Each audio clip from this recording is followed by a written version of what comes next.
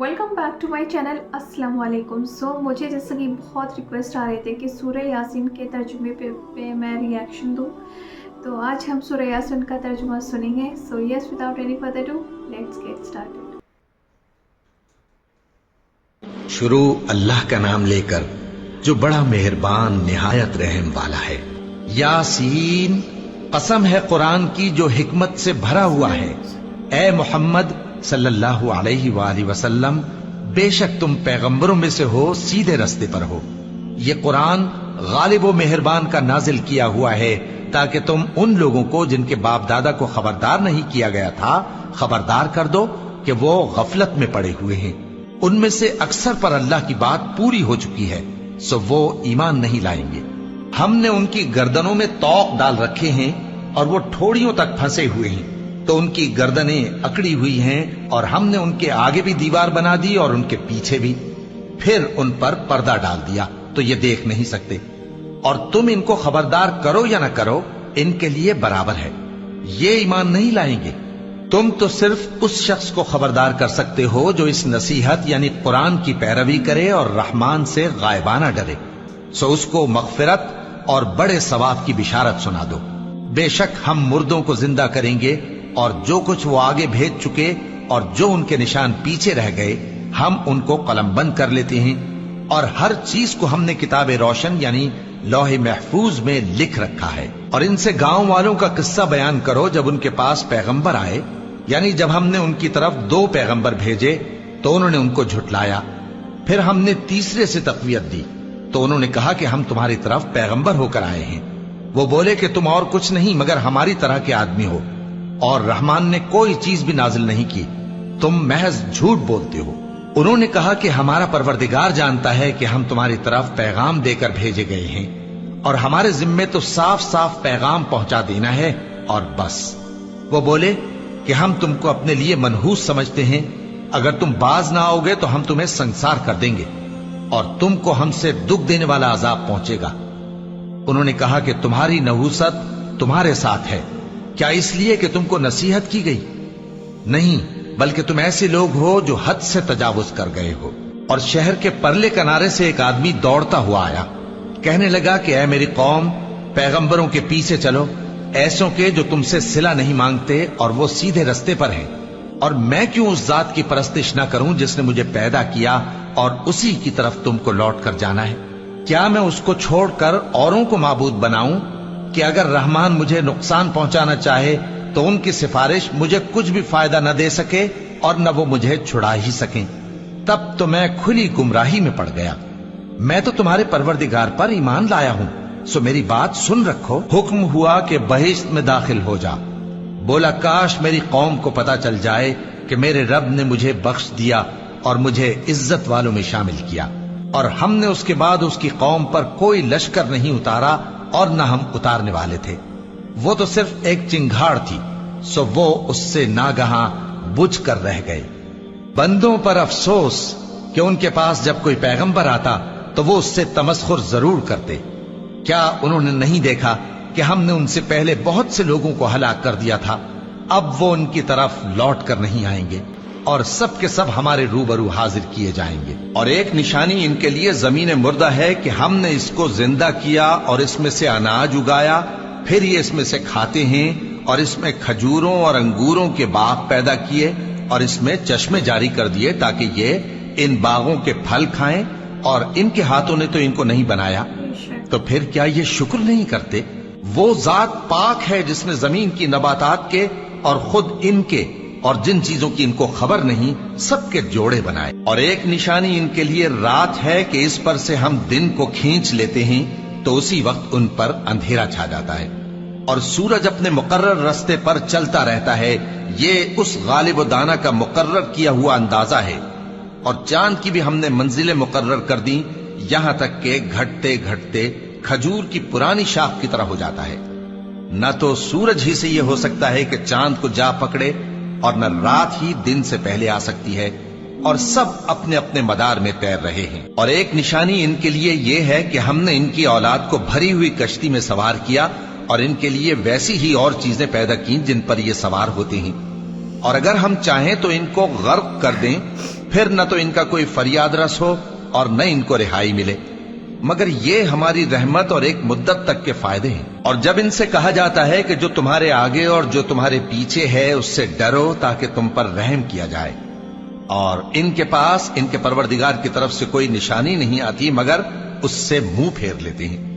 और जब इनसे कहा जाता है कि जो रिस्क अल्लाह ने तुमको दिया है उसमें से खर्च करो, तो काफिर मोमिनों के मुताल्लिक कहते हैं कि भला हम उन लोगों को खाना खिलाएं जिनको अगर अल्लाह चाहता तो खुद खिला देता, तुम तो खुली गुमराही में हो। और कहते हैं अगर तुम सच कहते हो तो बताओ ये वादा कब पूरा होगा।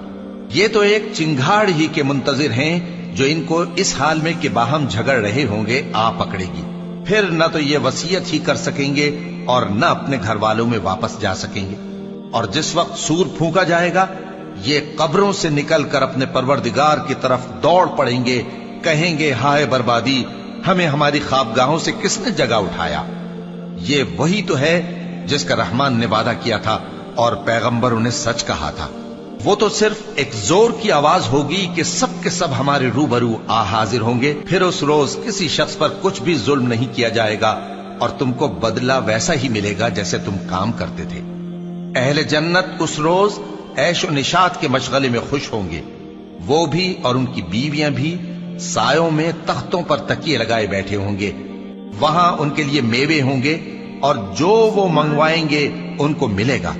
उनको परवरदिगार मेहरबान की तरफ से सलाम कहा जाएगा और वो फरमाएगा कि गुनाहगारों तुम आज अलग हो जाओ। ए आदम की औलाद, क्या मैंने तुमसे कह नहीं दिया था कि शैतान को न पूजना, वो तुम्हारा खुला दुश्मन है, और ये कि मेरी ही इबादत करना यही सीधा रास्ता है। और उसने तुम में से बहुत सी खलकत को गुमराह कर दिया था, तो क्या तुम समझते नहीं थे? यही वो जहन्नम है जिसके तुम्हें धमकी दी जाती थी। जो तुम कुफ्र करते रहे हो उसके बदले आज इसमें दाखिल हो जाओ। आज हम उनके मुंहों पर मोहर लगा देंगे और जो कुछ ये करते रहे थे इनके हाथ हमसे बयान कर देंगे और इनके पांव इसकी गवाही देंगे। और अगर हम चाहें तो इनकी आंखों को मिटाकर अंधा कर दें, फिर ये रस्ते को दौड़ें तो कहां से देख सकेंगे। और अगर हम चाहें तो इनकी जगह पर इनकी सूरतें बदल दें, फिर वहां से वो न आगे जा सकें और न पीछे लौट सकें। और जिसको हम बड़ी उम्र देते हैं तो उसे तखलीक में औंधा देते हैं, यानी उसे बचपन की कमजोरी वाली हालत की तरफ लौटा देते हैं। तो क्या ये समझते नहीं? और हमने इनको यानी अपने पैगंबर सल्लल्लाहु अलैहि वसल्लम को शेर गोई नहीं सिखाई और न वो इनको शाया ही है।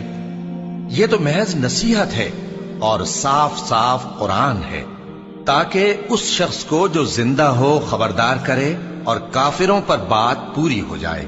क्या इन्होंने नहीं देखा कि जो चीजें हमने अपने हाथों से बनाई उनमें से हमने इनके लिए मवेशी पैदा कर दिए और ये उनके मालिक हैं, और उनको इनके काबू में कर दिया तो कोई तो उनमें से इनकी सवारी है और किसी को ये खाते हैं, और उनमें इनके लिए और फायदे और पीने की चीजें हैं, तो क्या ये शुक्र नहीं करते? और इन्होंने अल्लाह के सिवा और माबूद बना लिए हैं कि शायद उनसे इनको मदद पहुंचे, मगर वो इनकी मदद की हरगिज ताकत नहीं रखते और वो इनकी फौज बनाकर हाजिर किए जाएंगे। तो इनकी बातें तुम्हें गमनाक ना कर दें। ये जो कुछ छुपाते और जो कुछ जाहिर करते हैं हमें सब मालूम है। क्या इंसान ने नहीं देखा कि हमने उसको नुत्फे से पैदा किया, फिर वो तड़ाक पड़ाक झगड़ने लगा और हमारे बारे में मिसालें बयान करने लगा और अपनी पैदाइश को भूल गया।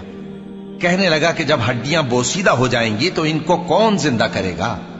कह दो कि इनको वो जिंदा करेगा जिसने इनको पहली बार पैदा किया था, और वो हर तरह की तखलीक को जानता है।